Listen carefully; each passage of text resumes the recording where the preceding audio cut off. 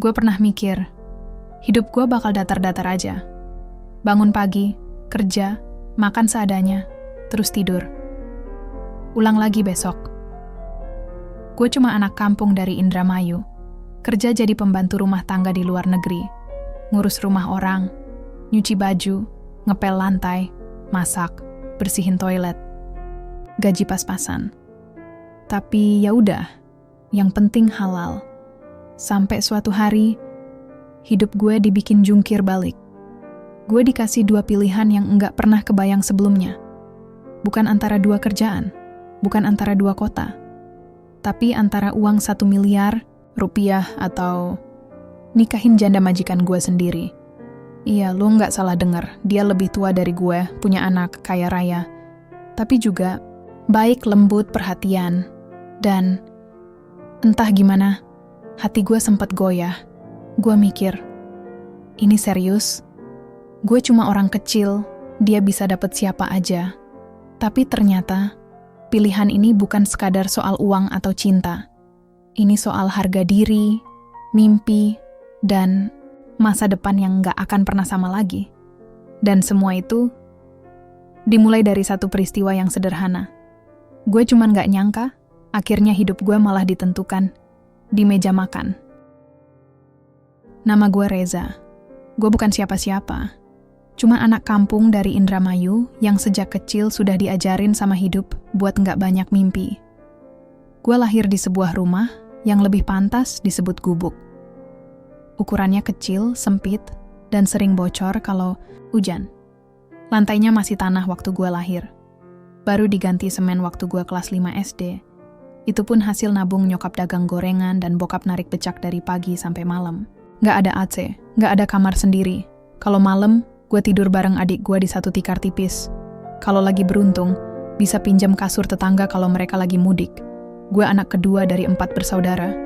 Bokap gue sekarang udah gak bisa narik becak lagi. Kakinya kena stroke 3 tahun lalu. Nyokap masih tetap jualan gorengan di emper rumah. Tangan keriputnya udah gak sekuat dulu, tapi semangatnya kayak gak ada matinya. Dia selalu bilang, selagi bisa berdiri, Mak akan jualan, Za. Kamu gak usah mikirin Mak, kamu cari jalanmu sendiri. Dan kalimat itu yang terus gue bawa kemana-mana. Gue tumbuh di tengah kesulitan. Gak ada liburan, gak ada hadiah ulang tahun, gak ada makanan cepet saji. Tapi justru dari situ, gue belajar tentang rasa syukur. Tentang makna nasi bungkus, tentang indahnya tidur walau perut kosong, asal besok masih bisa bangun. Gue sekolah, cuma sampai SMP. SMA sempet nyoba, tapi cuma tahan 1 tahun. Bukan karena gue bodoh, tapi karena nggak ada uang buat lanjut. Gue harus bantu nyari duit. Pernah jadi buruh panen bawang, kernet truk, sampai bantuin tukang bangunan. Upahnya kecil, tapi buat gue, tiap lembar yang gue bawa pulang adalah bentuk cinta gue ke keluarga. Titik balik hidup gue datang waktu tetangga gue, Bang Iwan, pulang dari luar negeri. Dia kerja di Timur Tengah. Pas pulang, dia bawa motor baru, kulkas 2 pintu, dan senyum lebar yang gak pernah gue lihat sebelumnya. Dia cerita soal kerja kerasnya, soal panasnya gurun, tapi juga soal gaji yang bisa bantu lunasin utang orang tua. Gue denger itu, dan dalam hati gue bilang, gue juga bisa, gue harus bisa. Gue daftar jadi TKI lewat jalur resmi, tapi jalannya gak mulus. Banyak calo yang minta pungli, surat-surat ribet, harus nunggu berbulan-bulan. Tapi gue tahan, karena gue tahu, kalau gue nyerah, berarti emak gue bakal tetap jualan gorengan sampai bungkuk, dan adik gue gak akan pernah bisa lanjut sekolah. Akhirnya, setelah hampir setahun gue berangkat, negara tujuan gue gak akan gue sebut di sini. Tapi yang jelas, beda jauh dari kampung. Bahasa asing, makanan aneh, dan orang-orang yang gak pernah tersenyum kalau gak perlu. Suhunya ekstrim, tapi yang lebih dingin dari udara adalah sikap majikan gue. Gue kerja di rumah pasangan suami istri kaya raya.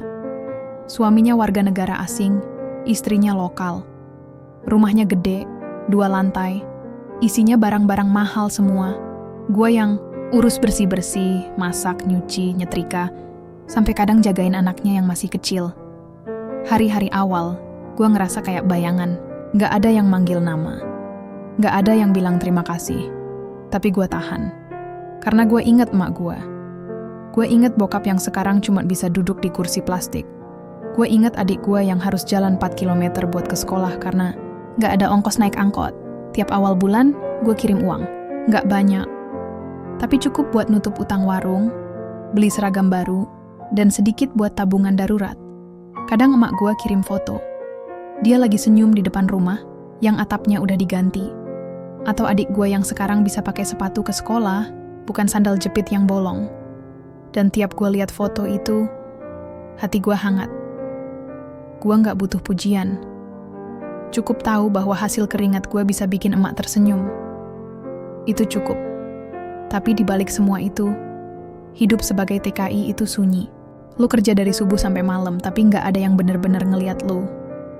Gak ada yang nanya kabar lu. Gak ada yang peduli kalau lu demam, kecuali lu sendiri. Dan dalam kesunyian itu, perlahan muncul satu sosok. Yang awalnya cuma majikan, biasa, tapi kemudian jadi alasan kenapa gue mulai nunggu pagi. Dia bukan orang sembarangan. Cantik, elegan, dan punya dunia yang gak akan pernah bisa gue sentuh. Tapi takdir kadang gak peduli sama perbedaan. Karena justru dari ketimpangan, itulah sebuah hubungan mulai tumbuh. Perlahan. Dan tanpa sadar gue mulai jatuh. Gue pertama kali benar-benar ngeliat Bu Maya, bukan saat dia ngasih perintah atau waktu gue nyapu halaman. Tapi pas dia nangis diam-diam di dapur. Waktu itu malam Jumat. Rumah sepi. Suaminya belum pulang. Katanya lagi dinas keluar kota. Arsha, anak mereka, udah tidur. Gue lagi beresin sisa cucian piring. Tiba-tiba gue dengar suara napas berat. Gue nengok, dan dari balik rak piring, gue lihat Bu Maya berdiri sambil nutup wajah pakai tangan. Dia nggak histeris, tapi tubuhnya gemetar. Kayak nyimpen beban yang udah kelamaan dia pendam sendiri. Gue refleks mau mundur. Tapi dia sadar keberadaan. Dia nengok, matanya sembab. Tapi bukannya marah, dia malah bilang pelan, "Maaf ya Reza, aku ganggu kerjamu. Gue cuma bisa geleng." "Enggak Bu, saya cuman mau lihat ibu baik-baik aja." Kalimat gue sederhana, tapi dia kayak kaget. Lalu senyum kecil, pahit. "Aku baik Reza, aku cuma lelah." Sejak malam itu, entah kenapa, jarak antara kami mulai berubah. Awalnya, semua masih biasa. Tapi Bu Maya mulai sering ngajak ngobrol. Kadang pas gue nyapu taman, dia duduk di bangku, batu sambil bawa kopi. Dia tanya soal kampung halaman gue, soal emak gue, soal kenapa gue bisa sampai ke negeri orang. Gue jawab seadanya, tapi dia dengerin dengan serius. Kayak cerita gue itu penting. Padahal, siapa sih gue? Lalu suatu hari dia bilang, "Aku belum pernah ke kampung Reza. Hidupku sejak kecil ya di kota. Tapi dari ceritamu kayaknya, kampung lebih jujur ya." Gue angguk. "Kalau boleh jujur Bu, di kampung, kita nggak punya apa-apa. Tapi kalau ada yang nangis, tetangga datang.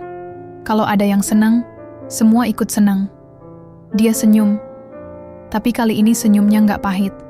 Malah kayak lega. Kayak ada bagian dari dirinya yang ketemu jawaban. Hari-hari berlalu. Gue tetap kerja seperti biasa. Tapi kini ada hal-hal kecil yang mulai terasa beda. Kayak ketika Bu Maya tiba-tiba masuk dapur dan bantuin gue masak. Atau saat dia titipin Arsha ke gue karena dia harus rapat malam. Kadang dia juga ngasih gue baju baru. "Biar kamu ganteng dikit, Zah," katanya sambil ketawa kecil. Awalnya gue canggung, tapi pelan-pelan, rasa canggung itu berubah jadi hangat. Bukan hangat karena romantis, tapi hangat karena untuk pertama kalinya, gue ngerasa dianggap. Gue ngerasa hidup Arsha juga makin lengket sama gue. Dia sering nyariin gue kalau bangun, tidur. Pernah sekali dia ngomong, "Om Reza, nanti kalau papa nggak pulang, Om bisa jadi papa aku nggak?" Gue cuma bisa ketawa waktu itu. Tapi dalam hati, perasaan gue kayak habis disayat. Tapi semua itu mulai berubah waktu Pak Andre, suami, Bu Maya mulai jarang pulang. Katanya kerjaan makin sibuk. Tapi yang gue lihat, hubungan mereka dingin. kayak dua orang asing yang tinggal di rumah yang sama. Kadang mereka nggak ngomong sepatah kata pun dalam sehari penuh. Kalaupun ngomong, cuman basa-basi soal jadwal Arsha atau rapat keluarga. Dan dalam diam mereka, gue ada di tengah-tengahnya. Gue bukan siapa-siapa, tapi pelan-pelan gue mulai diandalkan. Mungkin karena gue selalu ada. Karena gue nggak banyak tanya. Karena gue dengerin. Tapi, gue juga manusia. Rasa itu datang pelan-pelan. Nggak meledak. Nggak langsung. Tapi setiap perhatian kecil dari Bu Maya, setiap senyuman, setiap percakapan panjang di malam sunyi, bikin gue mulai goyah. Gue tahu ini salah. Tapi hati gue mulai punya harapan. Sampai malam itu terjadi. Hujan deras. Listrik padam. Rumah gelap. Gue udah mau balik ke kamar pembantu. Tapi Bu Maya manggil pelan dari ruang tamu. Reza, temenin aku sebentar ya. Aku gak bisa tidur. Gue bingung. Tapi gue jalan juga. Kami duduk di sofa. Cuma ada cahaya lilin. Arsha sudah tidur. Suasana sunyi. Lalu Bu Maya mulai cerita. Tentang pernikahannya. Tentang rasa kesepian. Tentang gimana dia selama ini cuma bertahan demi anak. Tentang cintanya yang udah lama mati, tapi nggak bisa dia kubur, karena semua orang pikir rumah tangganya sempurna. Lalu, dia bilang, pelan, kamu tahu Reza, selama ini, aku pikir kamu cuma pekerja, tapi ternyata, kamu satu-satunya orang yang benar-benar ngelihat aku. Gue terdiam, dia nggak minta apa-apa malam itu.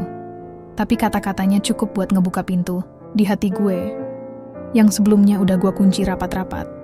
Dan sejak malam itu, hubungan kami gak pernah sama lagi.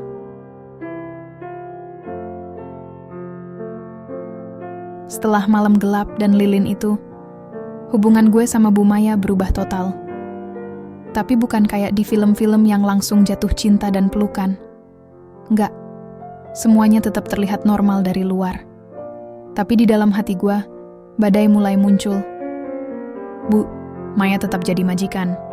Tapi entah kenapa, setiap kalimatnya sekarang terasa lebih personal. Tatapannya lebih dalam, senyumnya lebih lama.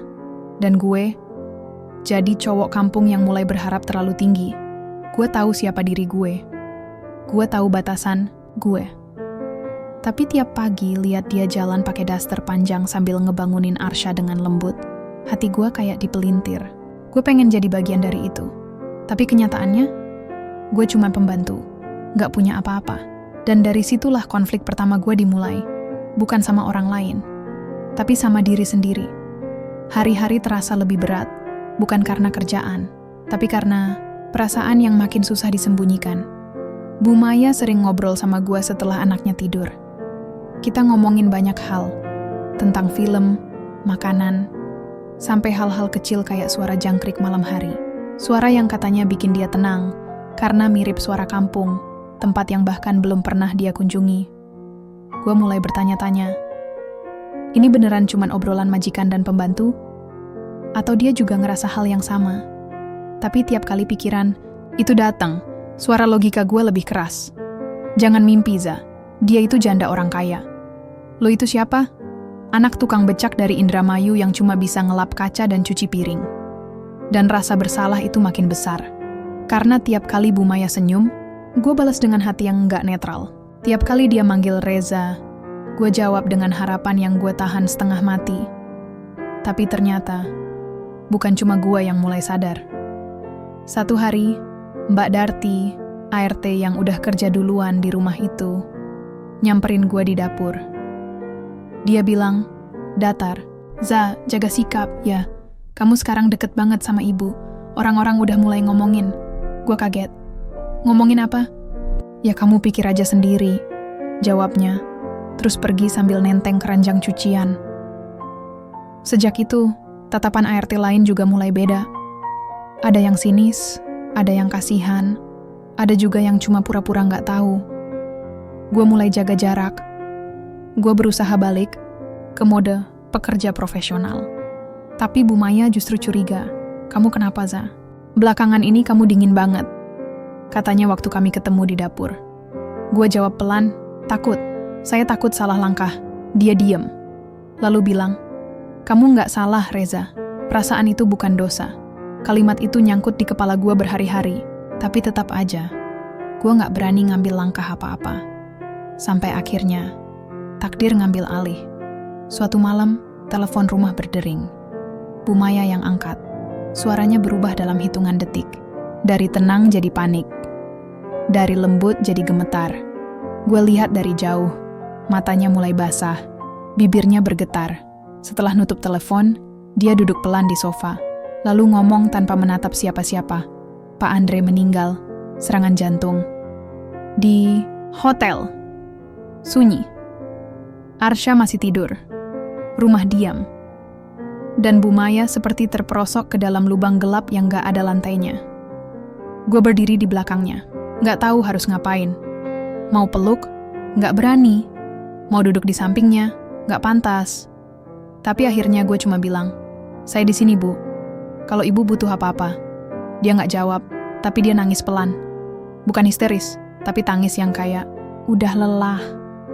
Tangis yang gak minta dikasihani, cuman minta ditemani. Hari-hari berkabung itu jadi titik balik semuanya. Arsha nanya terus, Papa mana? Dan Bu Maya gak pernah bisa jawab. Dia cuma peluk anaknya erat-erat dan bilang, Papa sekarang jaga kamu dari langit. Dan di tengah suasana duka itu, gue merasa makin dibutuhkan. Gue yang belanja kebutuhan rumah. Gue yang antar Arsha ke sekolah. Gue yang bersihin foto-foto almarhum dari dinding ruang tamu. Tapi semua itu gue lakuin bukan karena disuruh. Tapi karena gue sayang mereka. Tapi semakin gue terlibat, semakin besar konflik dalam hati gue. Gue mulai tanya diri sendiri. Lo bantu karena kerjaan atau karena perasaan? Lo jujur sama diri sendiri, Za? Atau lo lagi pura-pura gak jatuh cinta? Dan di saat gue masih sibuk berperang sama pikiran sendiri, Bu Maya ngeluarin kalimat yang ngehantam seluruh dunia gue. Malam itu, tepat 40 hari setelah Pak Andre dikubur, Bu Maya manggil gue ke ruang tamu. Dia duduk sendiri, pakai gamis hitam, wajah tanpa make up, tapi sorot matanya kuat. Reza, aku mau kamu jujur. Gue diam. Aku tahu kamu orang baik. Dan aku percaya kamu lebih dari yang lain. Sekarang, aku kasih kamu 2 pilihan. Napas. Gue berhenti sejenak. 1, kamu ambil uang 1 miliar, pulang ke Indonesia, hidup tenang, dan kita anggap semua ini gak pernah terjadi. Atau, dia berhenti, lalu menatap mata gue dalam-dalam. 2, kamu nikahi aku. Bukan karena aku butuh suami, tapi karena aku butuh kamu.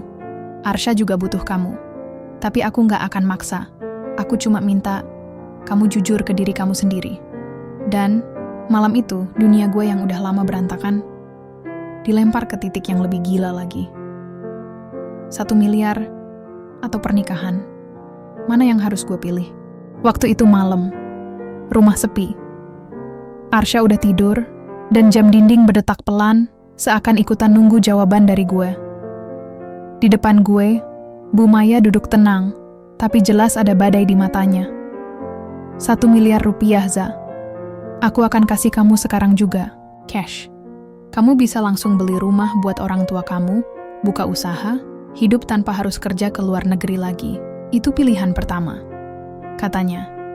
Dia lalu menarik napas dalam. Atau, kamu nikahi aku. Kita hidup bareng. Kamu jadi suami aku, jadi ayah buat Arsha. Tapi ini bukan tentang rasa kasihan. Aku gak kasihan sama kamu. Aku justru kagum. Karena kamu tetap jadi diri kamu sendiri, meski dunia selalu ngeremehin.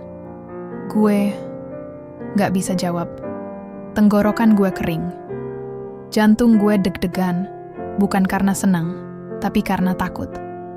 Takut salah ambil langkah, takut kecewain semua orang, termasuk diri gue sendiri. Malam itu, gue gak tidur. Gue jalan kaki sendirian keliling kompleks. Udara dingin, tapi pikiran gue panas. Gue mikir, ini rezeki atau jebakan hidup? 1 miliar. Buat orang lain, itu angka di layar. Tapi buat gue, itu jawaban atas semua doa emak gue. Gue bisa renovasi rumah, nyekolahin adik sampai sarjana, buka toko kelontong, jadi juragan.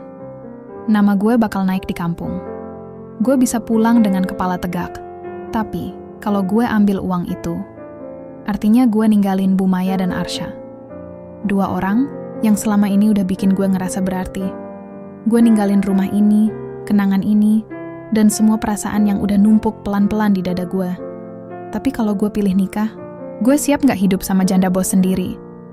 Siap gak dihina orang, dibilang numpang hidup, dikata-katain di belakang?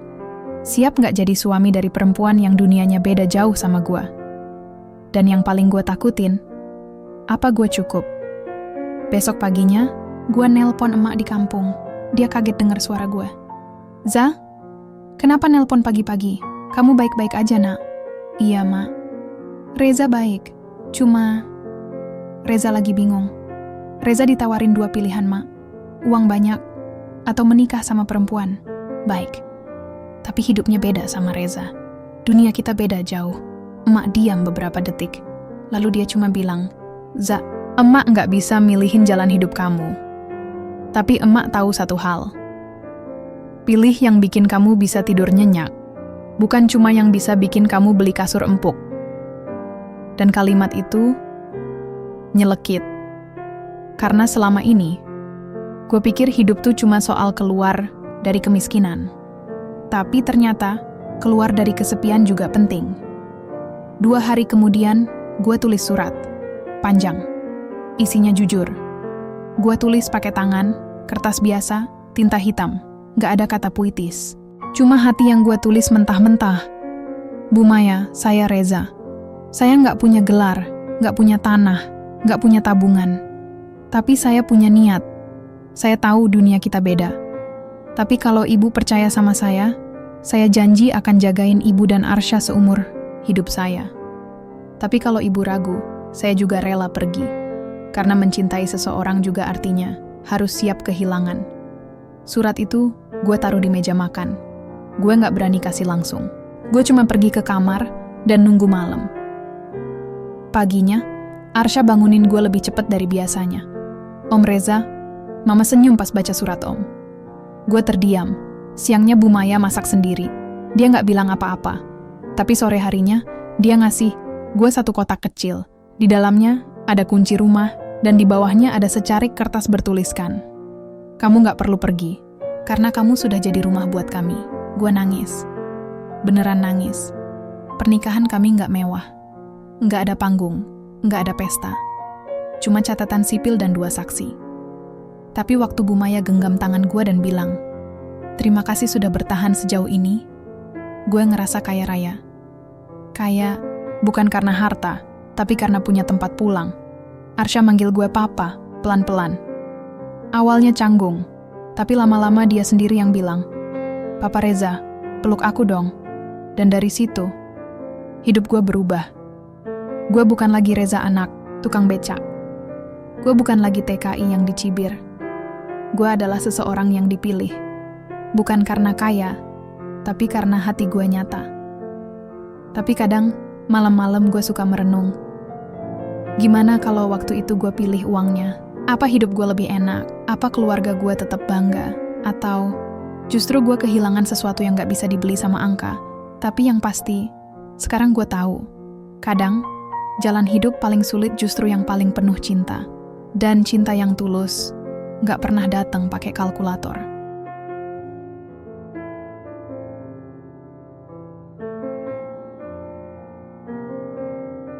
Sekarang, tiap pagi gue bangun bukan karena alarm HP murah yang bunyinya cempreng, tapi karena suara kecil Arsya yang lari-lari di lorong rumah, teriak manggil, "Papa Reza, Papa bangun."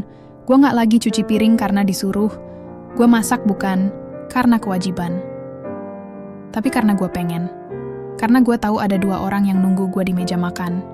Dan tiap kali gue lihat mereka makan sambil ngobrol ringan, hati gue hangat. Rasanya kayak mimpi yang gak pernah gue beraniin buat mimpiin. Bu Maya sekarang bukan cuma istri gue. Dia juga sahabat gue, tempat curhat gue. Dia sering bilang, "Za, hidup kita mungkin dimulai dari aneh, Tapi aku nggak pernah sesenang ini. Karena kamu nyata. Kamu bukan orang kaya, tapi kamu nggak pernah bohong soal perasaan. Dan gue, yang dulunya takut dianggap nggak pantas, sekarang malah jadi satu-satunya orang yang dia percaya buat jagain semuanya. Gue tetap kirim uang ke kampung tiap bulan. Rumah mak gue sekarang udah di keramik. Ada kamar mandi dalam, ada kulkas, baru yang selalu penuh. Adik gue udah semester akhir di jurusan keperawatan. Dia sering kirim foto skripsi sambil tulis, "Ini semua karena Mas Reza." Bokap gue masih duduk di kursi plastik favoritnya di depan rumah. Tapi sekarang dia nggak cuma diam. Dia sering cerita ke tetangga, bangga. Anak saya kerja keras, nggak nyolong, tapi bisa nikah sama orang kaya karena hatinya benar. Kadang gue malu. Tapi lebih seringnya, gue bersyukur. Orang-orang ngomongin gue. Ya, itu udah pasti. Enak ya Reza. Nikah sama janda kaya. Dulu pembantu, sekarang kepala rumah tangga. Beruntung banget tuh bocah kampung.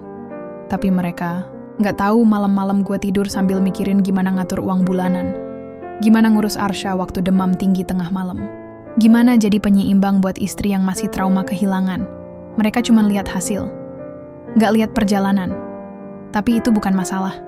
Karena dari awal, gue nggak pernah hidup buat pembuktian. Gue hidup buat satu hal. Kasih yang terbaik buat orang-orang. Yang gue sayang. Dan sekarang, gue punya mereka. Dan mereka punya gue. Tapi, kadang gue masih merenung. Gue masih ingat jelas malam itu. Saat Bu Maya kasih 2 pilihan hidup yang benar-benar ekstrim.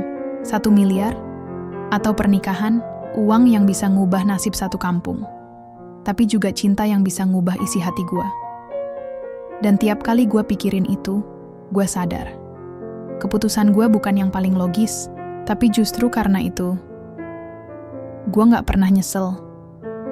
Karena uang bisa habis. Tapi rasa tenang waktu peluk istri lo yang percaya sama lo sepenuhnya, itu gak bisa dibeli, karena toko bisa bangkrut. Tapi hubungan yang dibangun dari nol, itu lebih tahan, lama dari apapun yang ditulis di rekening. Dan karena anak kecil yang manggil lo papa, walaupun lo bukan ayah kandungnya, itu lebih besar dari 1 miliar rupiah yang gak pernah gue lihat bentuk fisiknya. Sekarang, hidup gue gak sempurna. Tapi jujur, gue gak mau sempurna. Karena kesempurnaan sering bikin orang sombong, tapi kekurangan bikin orang saling lengkapi. Dan itu yang gue dapetin di rumah ini. Bukan rumah mewah, tapi rumah yang punya cinta. Bukan keluarga sempurna, tapi keluarga yang gak ninggalin satu sama lain. Dan bukan cerita fairy tale, tapi cerita nyata. Dari seorang TKI yang dulu cuma pengen bikin emak senyum, sampai akhirnya ditanya, "Lo mau 1 miliar? Atau nikahi janda bos lo?" Dan sekarang, gue tanya balik ke lo yang udah denger cerita ini dari awal. Kalau lo di posisi gue, lo pilih yang mana? 1 miliar rupiah? Atau cinta yang gak pernah lo rencanain, tapi pelan-pelan jadi rumah tempat lo pulang?